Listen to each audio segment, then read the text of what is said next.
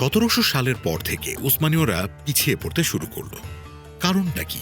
ইউরোপে তখন বিজ্ঞান ও শিল্প বিপ্লব চলছে, ট্রেন, কারখানা, নতুন অস্ত্র বানানো হচ্ছে। কিন্তু উসমানীয়রা মনে করল আমাদের ঐতিহ্যই যথেষ্ট।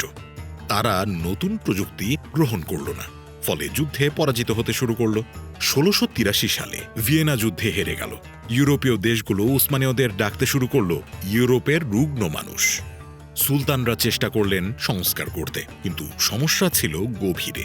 উসমানীয় সাম্রাজ্যের প্রশাসন, অর্থনীতি সেরকমই সবই দুর্বল হতে শুরু করল।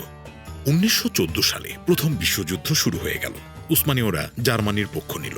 পুরো যুদ্ধে উসমানীয়রা হেরে গেল। 1922 সালে শেষ সুলতান দেশ ছাড়লেন। 1923 সালে জন্ম নিল আধুনিক তুরস্ক। মুস্তাফা কামাল আতাতুর্ক হলেন এর প্রথম প্রেসিডেন্ট। মেয়েদের স্কুলে যাওয়া, নতুন পোশাক, লাতিন হরফে লেখা শেখালেন। উসমানীয় সাম্রাজ্য হয়তো এখন আর নেই, কিন্তু এর উত্তরাধিকার আজও বেঁচে আছে। ইস্তাম্বুলের রাস্তায় হাঁটলে দেখা যায় হাগিয়া সোফিয়া সুলাইমানিয়া মসজিদ। এটি বেঁচে আছে ইতিহাসের পাতায়, স্থাপত্যের মহিমায় আর মানুষের স্মৃতিতে। যেমন সূর্য অস্ত গেলেও তার আলো কিন্তু থেকে যায় আকাশে।